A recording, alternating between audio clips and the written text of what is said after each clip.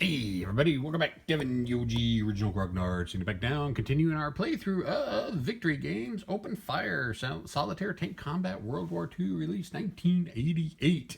And a couple things I want to go over real quick. Yeah, I know, I always have something I want to go over. Story of my life. Don't judge me. All right. First off, we're trying a different camera, iPhone camera this time. My roommate was a little bit confused that I only had like 10 gigs of hard drive space on my phone, when her phone has like 132 gigs of hard drive space.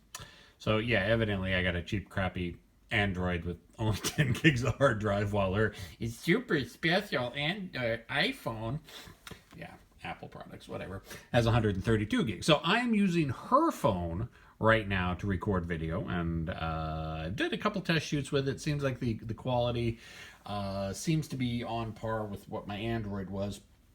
But so the good thing about that is I can actually go through and probably record 1 or 2 hours without having to shut off the phone, download what I've done. It just makes one large, smooth, continuous. So hopefully, and I'm pretty sure it'll work fine.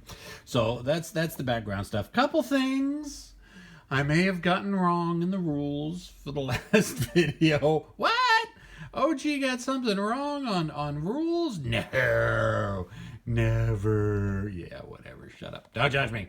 All right. First off, actually, and Joseph pointed several of these out. First thing, the action track number. And let's go over here. Remember, we got the action track number, and when you roll initiative, and I remember sitting here and recording why and reading it straight from the rules that you roll a 0 is equal to a 10. And somehow I got it in my mind that it read 0 instead of 10. I told you I'm not a clever man. So anyways, a 10 on the 10-sided, a 0 on 10-sided dice is actually 10, which does change a little bit last time. That means the action track number is actually a 10. See down here, numerically 8, 9, 10, although there should be a 0 in front of it. But that does change how the action record track, who got advantage, disadvantage. Germans ended up with advantage, Americans with disadvantage. It didn't affect where the initiative was. Is just Germans now have advantage and Americans have disadvantages. Really the only thing it changed. So I went ahead and changed all that out. Another thing that Joseph pointed out was rolling perception checks when you come across an activation. And I kind of got it right, I kind of got it wrong, and he kind of got it right and kind of got it wrong.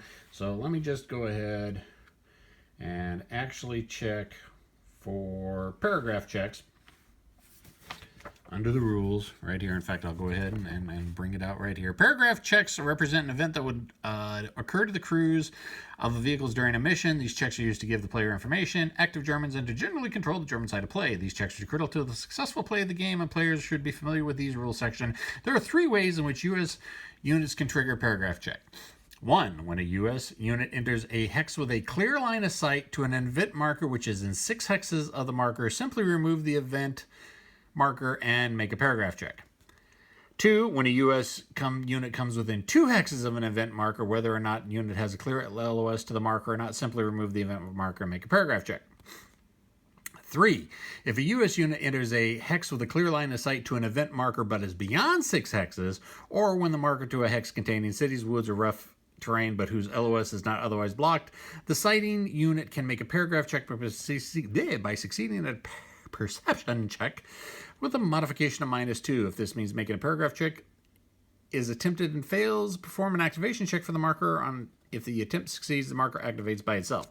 Okay, so basically what it's saying, big long yada yada yada, conditional statements, perception checks, activation checks, whatever.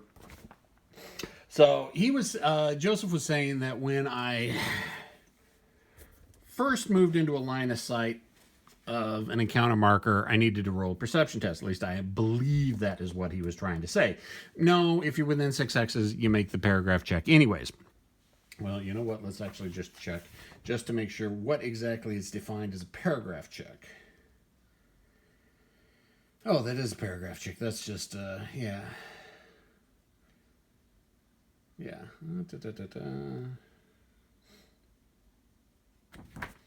So what he was saying is that when I came into here, or even when I was at that with that one or the other one that was on the road back there, that when I first got into LOS, I should have made a paragraph, or should have made a perception test for it.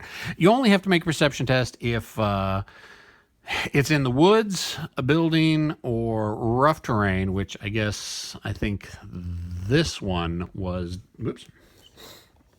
Which I think this first one that I came across here was, or was it there? It was one of those two hexes, and revealed that the smoke with the wrecked P-38 was right there. However, I think the one that was on the road there was in the open, so as soon as I came within line of sight of it. This one was in the open within 6 hexes, so it automatically popped. But in this situation, we do have this one, and it's in kind of a village hex. Well, not even a village, it's just the map icon is a single building. And see and show you that it's just a single building. It's not even a village hex, but it is a building hex. Oh, actually, the terrain is defined differently as building and villages. They do define two different terrain types, and evidently buildings do not block line of sight. Regardless, it is within line of sight and within 6 hexes. So I need to make perception tests with all these guys to see if I activate that. Now, if I fail the perception tests, there's still a chance that this thing will activate. I just won't get the victory points for it. And that's one thing I haven't been doing. I haven't really been jotting down the victory points. Not even going to get into the whole victory points thing. It's part of the campaign system. I'm just going over the basic mechanics for the game system at this point.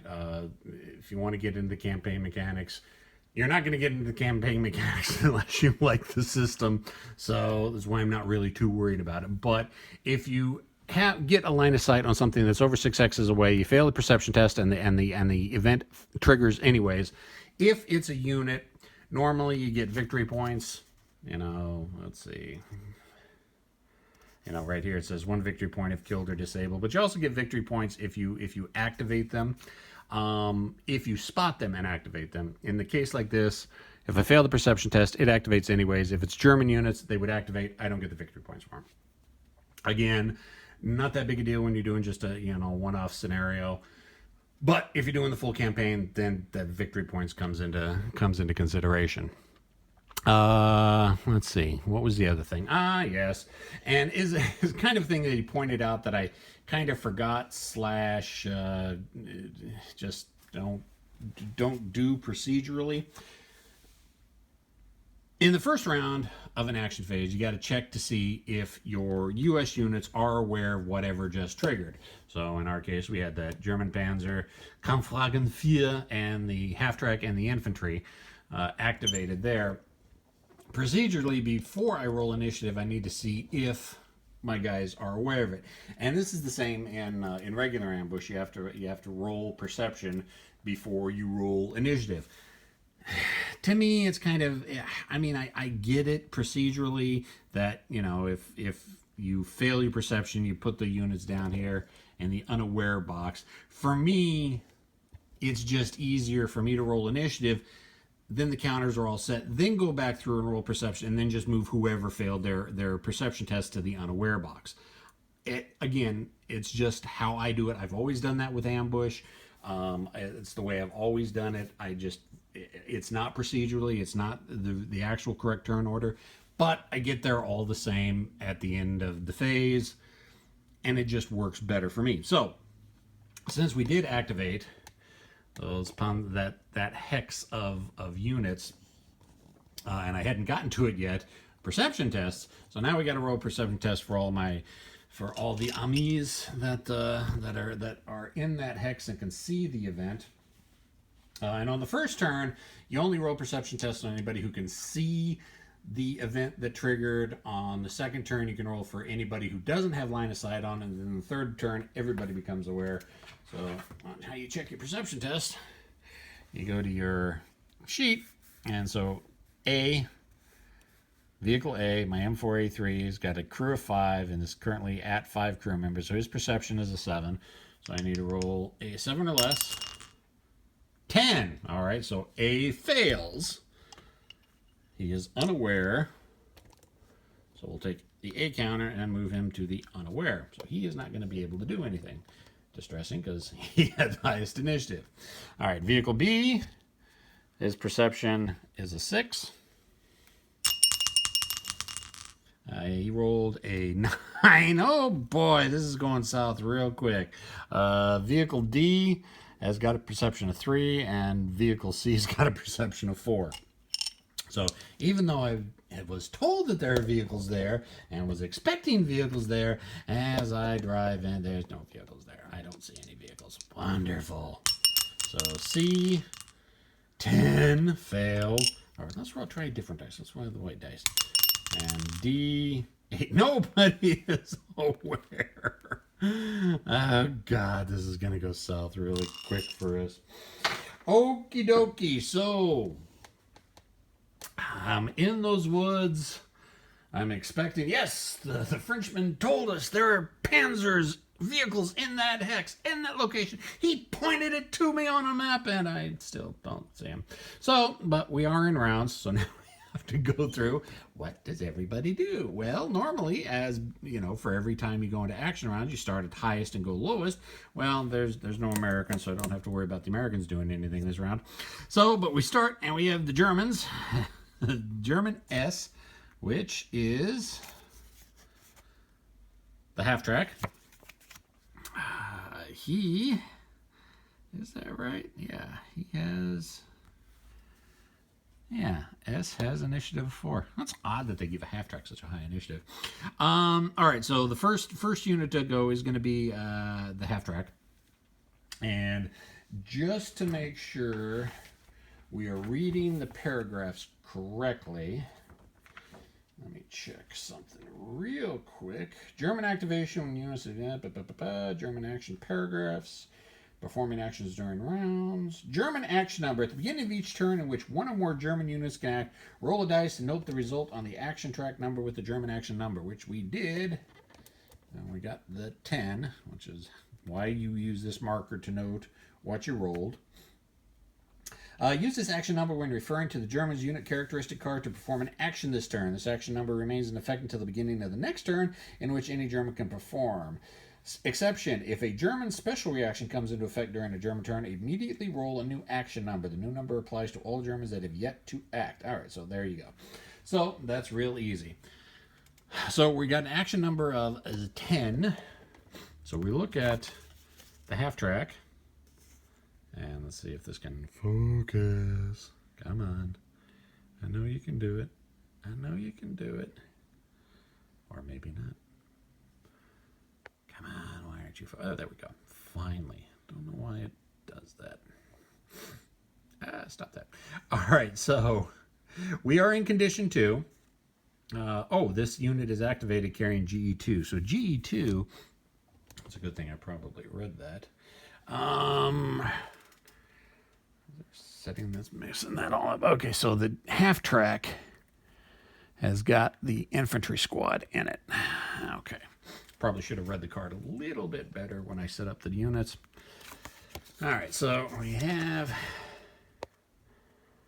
activation number 0 right here. It is condition 2, so the paragraph is 912. Go to paragraph 912, grab the paragraph book, not the rule book. The rule book's not going to help me with that. Look to paragraph 912 to see what that German unit is going to do. If within 2 hexes of rough woods or town hex and not currently in cover, drive slow towards cover. It is within 2 hexes of rough woods or town hex and not currently in cover, drive slow. Okay, so it is going to drive slowly to the cover. In any case, rotate to keep front armor towards nearest target and fire it at nearest target. Well, it's a half track. What the hell did that go all wonky? All right, so the half track is pointed southeast, so it's pointed that way. So it needs to move to the closest rough hex, which is going to be one of these 2 hexes here. It's probably going to move away from the tanks. So we're going to say it's going to move there. And let's see, where is the movement cost table? It is right here. Take a quick look at the movement costs. Let's see if I can zoom in. All right. Is that clear enough? Yes. All right. Tank half track. All right. Let's see. We've got. Let's see. Clear rough. What is to change arc?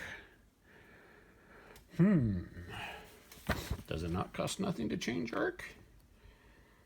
Let's see. Let's check movement real quick. I could have swore there was a cost to change arc, but there might not be.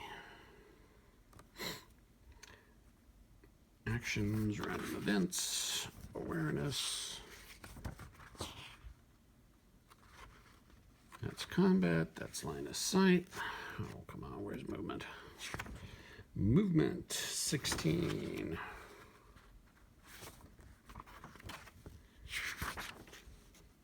All right, movement during rounds. Let's see. Each German vehicle has a range of fast movement point allowance and slow movement points. I should probably point this out. So if you take a look at the card, whoops, zoomed in. Let's see, where's its movement? Where's its movement? It doesn't have the move. Oh yeah, here we go. So crew readiness is right here because it hasn't taken any casualties yet. So you use that line. Fast movement point allowance 4 to 5, slow movement point allowance 1 to 3. Now, why they didn't do this, just labeling slow first and then fast, I don't know. But slow movement points, it's got 3 movement points. I don't know why they had to go 1 through 3, 4 to 5, whatever. So it's going to be moving a slow movement, so I can move up to 3 movement points as part of slow movement. Okay. Let's see, facing. There's an additional cost to rotate a vehicle during rounds expressed in the vehicle's rotation cost listed on the data cards. So now I have to go to another card, which is right here. Let's go ahead and zoom this out so we can get all this. This is each vehicle has one of these cards. And so yeah, so we're looking at half a dozen different charts just to find out what the turn rates and everything else is. Okay, so rotation cost is 0.5. So it costs me half a movement point to rotate 1 hex. And since I'm going to be moving into rough, we've got half track. Oh, that's crossing. We're not crossing that. We're just moving into rough. Okay, yeah, so it's going to cost 2 movement points to move into there. And it's going to cost a half a movement point to rotate. And we have to maintain at slow speed. So, and we have to maintain that our armor is kept facing towards. So what about reverse movement? I guess we're not going to be able to do that. So we're going to move a half movement point to rotate that direction, half movement point to rotate there, and then 2 movement points to move into there, which will take up its entire 3 movement points. So that's that long convoluted amount just to find out that half track with the crew in it, with the squad in it, drives into the rough ground right there and stops.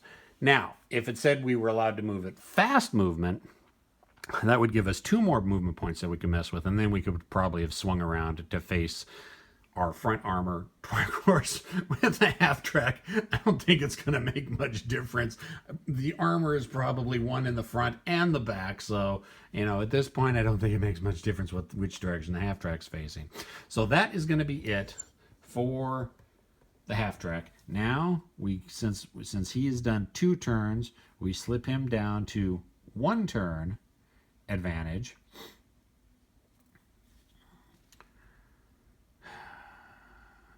Yep, and so we go through all the turns, the 2 turns. That's all done. Now we're going down to 1 turn again. The Americans, whoops, helps if I had the camera facing. So it was in the 2 turn advantage. It did its 1 movement. It goes down to the 1 turn advantage. Then you go disadvantage, advantage 3, disadvantage 3, advantage 2, disadvantage 2, so on and so forth down. Then it flips down. You go down to 1 turn again. Advantage 1 turn, initiative 5, disadvantaged 1 turn, initiative 5, and so now we are back to the half track. You just keep going down, reading left to right, top to bottom, and just activating who activates or whatever counters in whatever activation. So now we get back around. Now they have advantage, or now they don't have advantage. They've got initiative of turn. They get another action. They get 2 actions. Now they get their second action. And again, no special additions have kicked into play. And it's basically going to be the exact same paragraph. Nothing has changed. We still have the action round number of 0 or 10. So it's going to be the exact same one last time, which is 9, 12. Now this time, I think we are going to be seeing them spin around.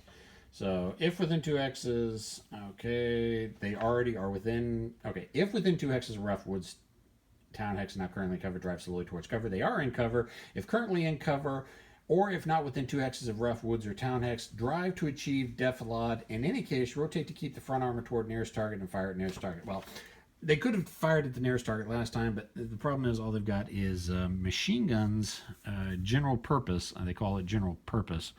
But I don't think machine guns can hurt a tank, so I really don't think they're gonna be firing. Let's see. Let's take a look at the unit card. Where is it? All right, so let's take a look at the card. And since all it can fire is GP, these cards are very confusing. Yeah, GP offensive rating, all weapons 4. GP offensive rating, main gun only, none. GP defensive rating 3. So yeah, it's got a GP offensive rating of 4, and I believe, yeah, it was only going to be able to fire at the front. So even if there were infantry targets to get a shot at, it wouldn't have been able to shoot last turn because, you know, the front was the other way. However, this turn, they do get a chance to move again because they're in cover. So they need to move to achieve Defilade. And what is moving to Defilade? Achieving Defilade. Achieving Defilade is the ability of a tank or other vehicle to find a small scale undulations, I love that word, undulations, in terrain and be particularly hidden. A vehicle must move to find Defilade in the hex it occupies. Once a vehicle moves at all, it is left Defilade and must spend movement points again to achieve it. Traversing the vehicle's turret does not negate Defilade. Half tracks don't have turrets. Okay. When a German paragraph instructs a vehicle to drive to achieve Defilade, it is assumed that the vehicle will spend the least number of movement points to do so. If this means leaving the hex the vehicle currently occupies and enter a new hex, so be it. Also, if the hex the vehicle currently occupies does not allow Defilade. Okay. Movement point cost chart lists the cost of movement points to achieve Defilade in those terrain types where it is allowed. Vehicles cannot enter Defilade during operations. So we go back to the movement table. Let's see, where is the Defilade? Half track, clear, let's see, no feature, paved, forward stream, movement cost. Where is Defilade to move? Oh, here it is, right here. It's its own separate chart. Okay, Defilade cost is 1, so it costs 1 movement point to move for the half track to move into Defilade. But what we're going to do is we're going to rotate, because it says rotate to keep the front armor towards the enemy. So we're going to rotate it around. So it's going to be 1, 2, 3 hexes worth of rotation. So that's a movement point and a half. And then 1 point to go into Defilade. So that's 2.5 movement points. And we're keeping at the slow movement rate that we were told to by the paragraph. Now, I know I have Defilade counters. What do the Defilade counters look like? Oh, the joys of playing the game for a first time. You know, you'd think I'd have gone through. Well, maybe there's not a Defilade.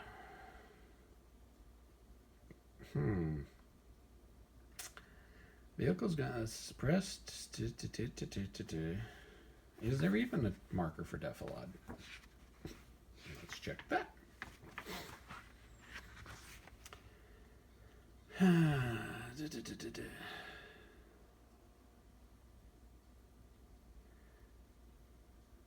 You know, there should be a counter for Defilade, yet I'm not seeing an actual counter for it. Well, let's find what Defilade. Maybe Defilade is defined as.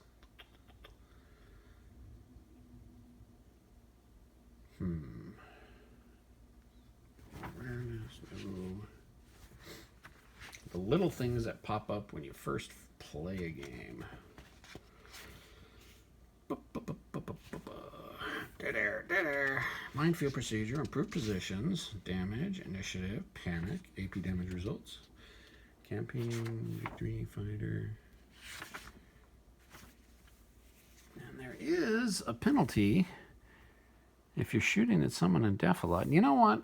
I'm just going to use an improved position marker to mark that they're in Defilade.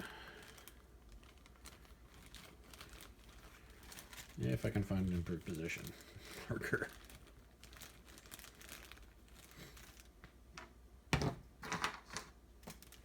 Dead air. All right, so here's an improved position marker. Right there, like that. We're going to use this to mark Defilade. So the half track went into Defilade, so we're just going to put that on there to mark that he is in Defilade. Let's go ahead and zoom in so we can kind of see what's happening with the action up there. Oh, you know what I forgot to do? I forgot to roll perception on that event marker. All right, fine. You know what? I'm not going to worry about it right now. We've already done initiative for everything. I'm not going to go back and retcon it. I'll do it at the beginning of the next round. Can't believe I was talking about it and completely forgot about it. All right, so that is S's second turn, and now since he activated and he did his turn, goes down into actions complete. Then you would go into initiative 4, disadvantage if anybody was there, which there's not. Now we go into initiative 3, 1 turn advantaged, which is the M unit, and the M unit is the Panzerkampfwagen 4.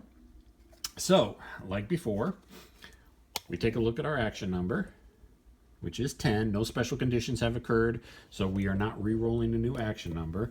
We take a look at, we are still in condition 2. We look at the 910 column, and that is a 906. So we go to the paragraph book and look under paragraph 906. Open up and drive fast towards nearest active U.S. unit. Fire main gun at nearest target. Okay. That is a ballsy action. So he is going to drive fast. Okay, so let's take a look. We've got, it's at crew readiness, hasn't taken any casualties yet, so infantry, he hasn't taken any crew casualties yet, so you use the top line.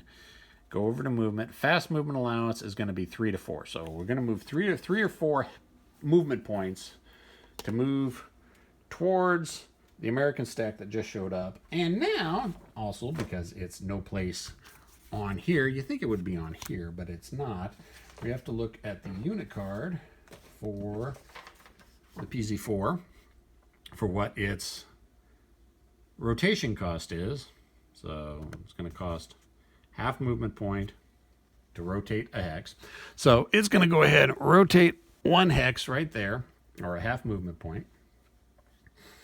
And that'll be 1.5, 2.5, 3, and 4. And that's going to put them right there. And it said open up, so we're going to put the open,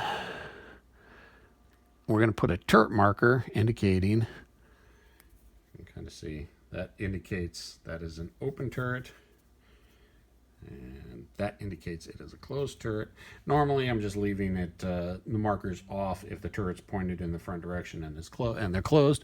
So, but they said open up, so he's driving balls out, fast forward, straight at the American tanks, and he's shooting. So he's probably not going to hit anything, but you know what? That's fine. We're going to see how combat works. All right, so he's going to be shooting at somebody, and this is where this big, long-ass track comes into play. So what you have to do, first off, is find out how many hexes you are to the target. Well, it's 2 hexes, so that's the easy part. So you put, it says there's supposed to be a fire marker. I couldn't find a fire marker, so I'm just placing, a hit marker in the 2 location. Now this will basically tell you what your basic to hit is at the different ranges. So let me go ahead and zoom in a little bit and see if I can get it. We have, and here's the listing of all the vehicles here. We got Jag Panther, Tiger 1E, Panther, PZ4, 88mm Panzerfaust, M4A3, M4A1, M10, M26, M8, 76mm ATG, and Bazooka. Those are all the different weapons, and these are all the different base to hits with their penetration values at range. So we're taking a look at Panzerkampfwagen 4 at 2 hexes. We cross-reference it. It's a base chance to hit of 80 with a penetration of 14, and it's a shaded hex, so that means it can use its short range rate of fire, and each vehicle has this short range rate of fire of 2. So it's going to fire twice because it's at short range. So we've figured out what the base to hit is at a range of 2 is 80. Now we have to figure out what are all the modifiers, because there are a bunch of modifiers. There are basically 8 modifiers. Let's see if I can get these all in here as we go down. And you always go with whatever, there are 8 conditions, as you can kind of see, 1 through 8. You always go with whatever multiple conditions exist for different states. So, and you always go with the highest. I'll get to that when I kind of explain it. All right, so the first condition, fire is firing at target side. No, it's not. It's firing at my front. Target is, okay, and so if you were firing at the target side, you would shift that little fire marker right there 8 spaces to the left. But we're not shooting at the side. We're shooting at the front. So condition 1 doesn't apply. Condition 2, target is a whatever the target is. They're all the same difficulty to hit. So it's going to go after, you probably see the M10s and probably go after one of the M10s. So it's going to go after one of the M10s. So it's going to be 10 column shifts to the right. So, and that's what all these numbers are. These are all column shifts for your basic to hit track right there. So they're all to the right, and except for 2 conditions, that is condition 1 and condition 8, which say go to the left. So we already know condition 1 is applicable. Condition 2 is always going to apply. You're firing at something, so condition 2 is always going to apply. We're shooting at an M10, so it's going to shift it 10 boxes to the right. Let's see, make sure you move the marker to the right of the track. So, all right, 1, 2, 3, 4, 5, 6, 7, 8. I don't know why it would be harder to hit an M, maybe because it's a smaller vehicle. All right, so that's condition 2. Condition 3, again, there can only be one modifier from each condition. Target is in Defilade, nope. Town hex, nope. Wood hex, yes. So it's going to be 12 spaces to the right. 1, 2, 3, 4, 5, 6, 7, 8, 9, 10, 11, 12. So since we already fulfilled the one condition because it's the wood hex, we don't have to worry about rougher building because only one modifier can be per condition. Next, condition 4, is it in Defilade or improved? No.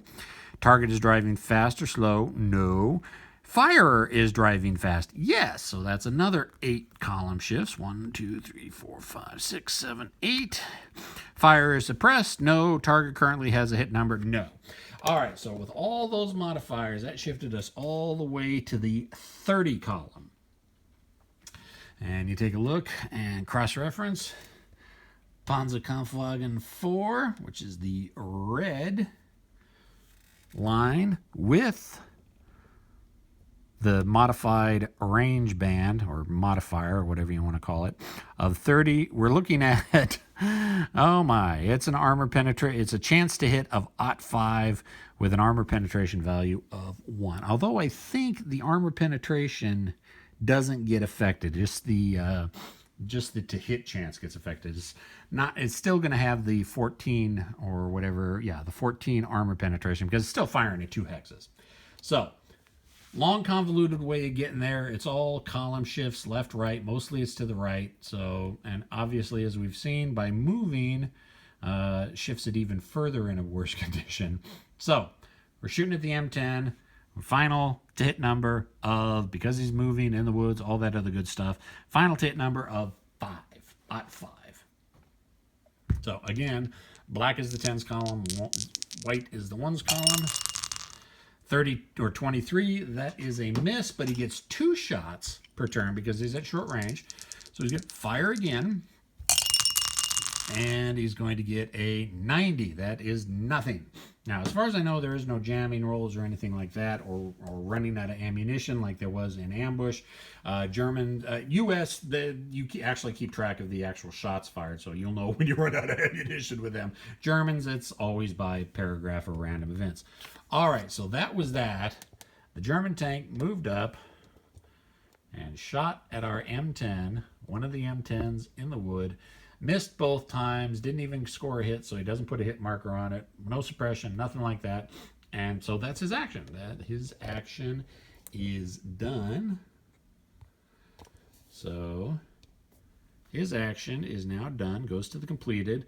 And we go to again, we're just going top to bottom, left to right for initiative action. So and basically the last one left is going to be Y, Unit Y, which is the infantry, which is currently in the half track.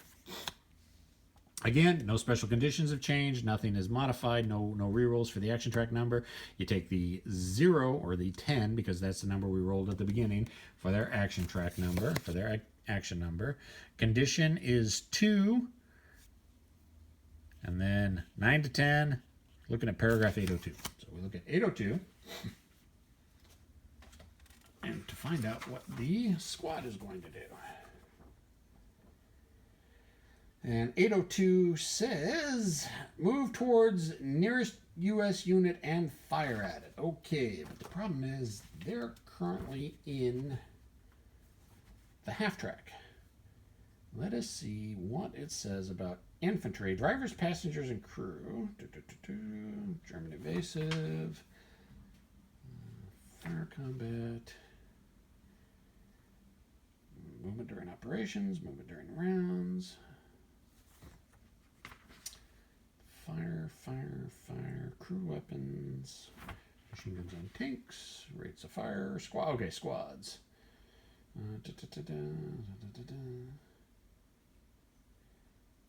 Okay, squads can be loaded onto trucks and half tracks or be carried. When unloading, the action is expended by the transporting unit.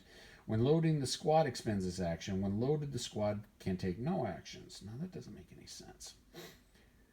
When unloading, okay. So what does it say about infantry getting out of the half tracks?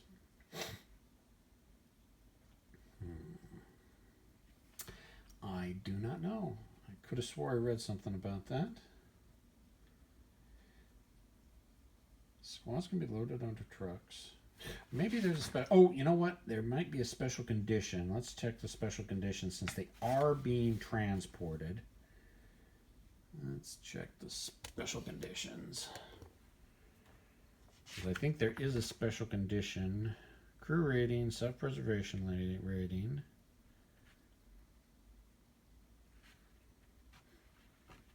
Crew rating, self-preservation, characteristics, action.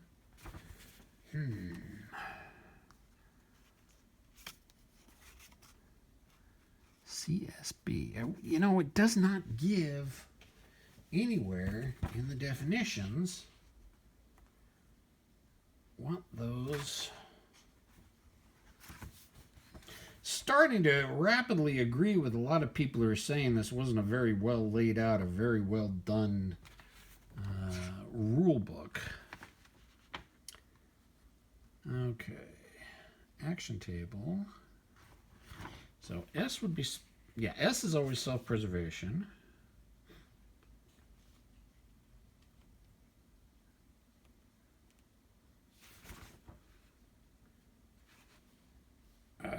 Annoying. Well, you know what? Let's just take a look. Let's see what. Let's check a look at the other conditions. So we have S. S is self-preservation. C, that may be carried. So let's look at 810 and 801. See if we can figure out what either one of those conditions are. So C is 810. Okay, that's close assault. C must be close assault, so that must be when they're like 1 hex away. What is condition B for 801? That doesn't give me anything either.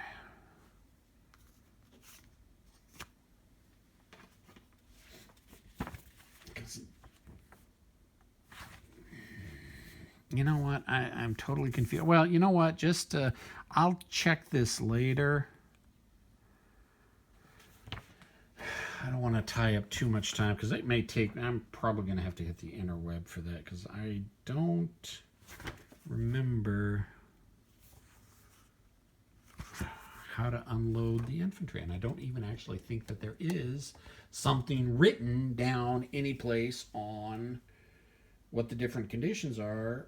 Because if you're unloading the infantry, it takes the half tracks action.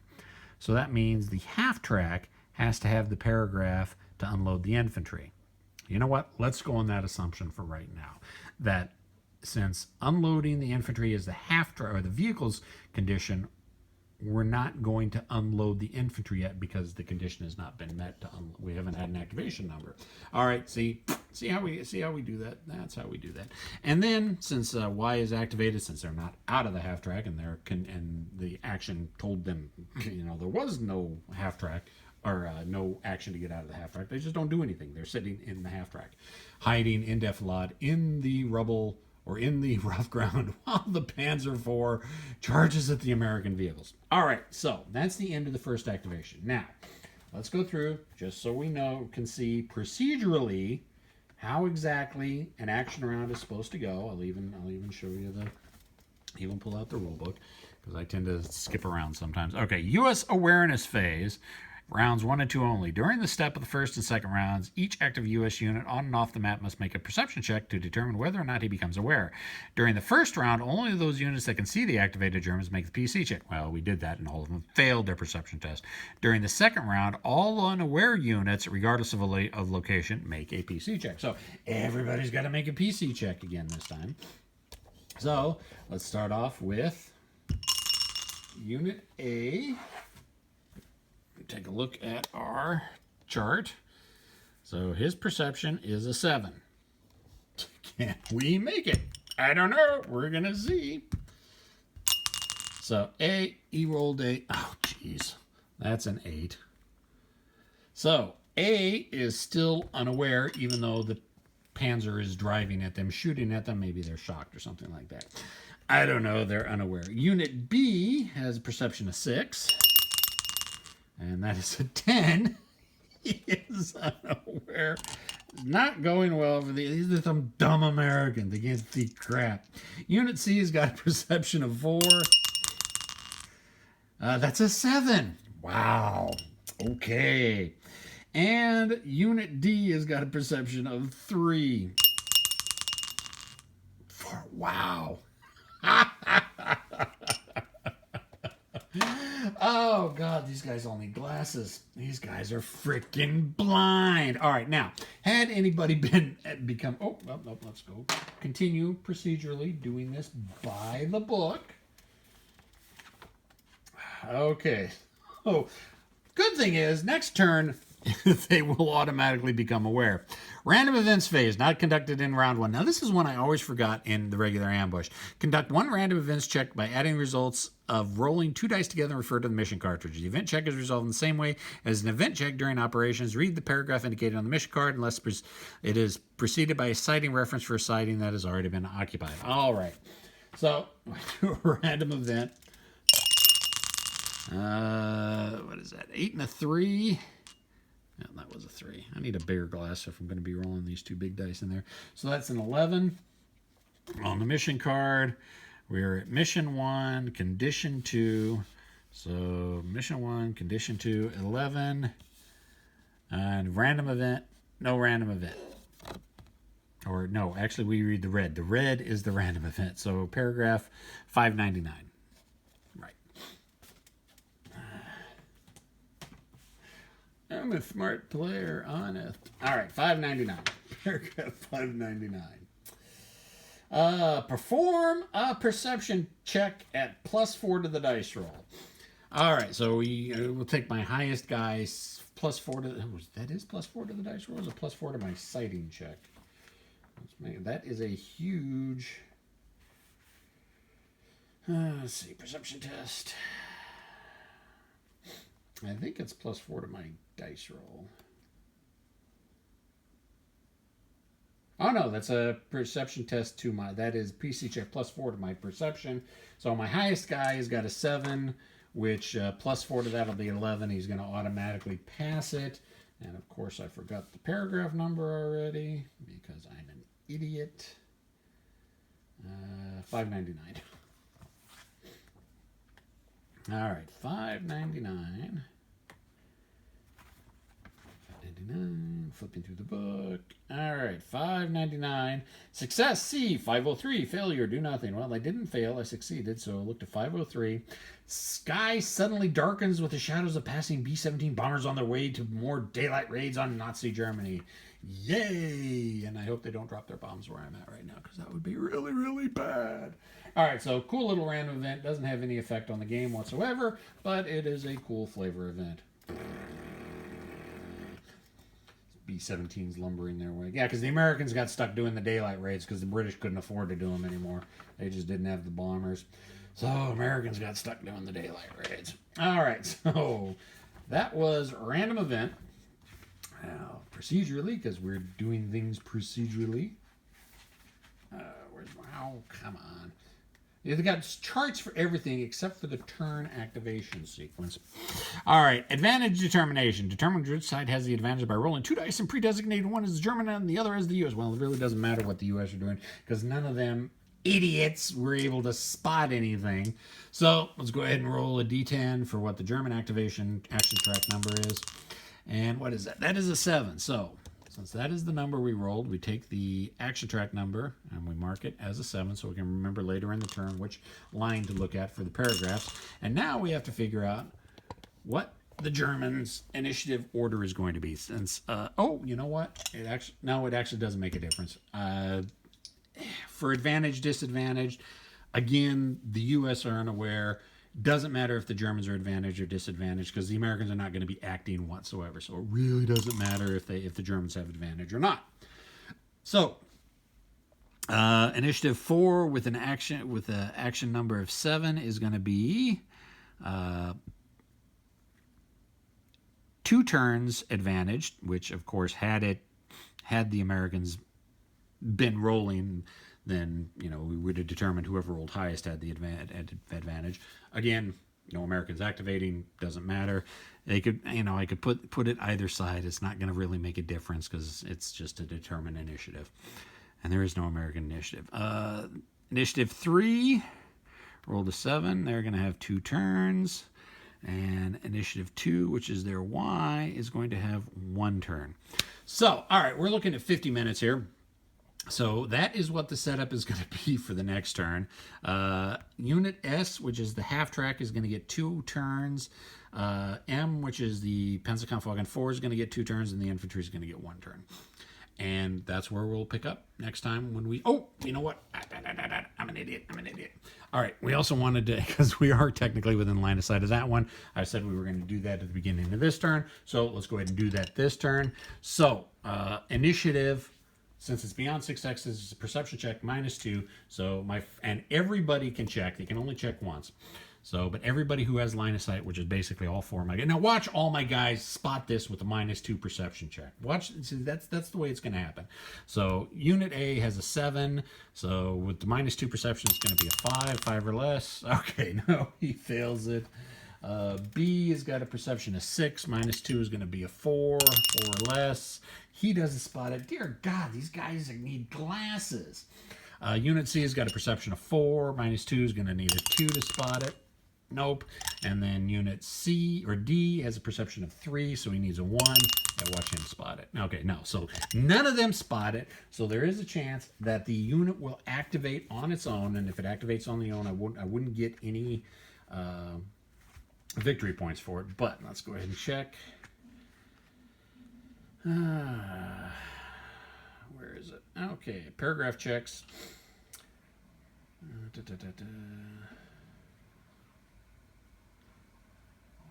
Okay.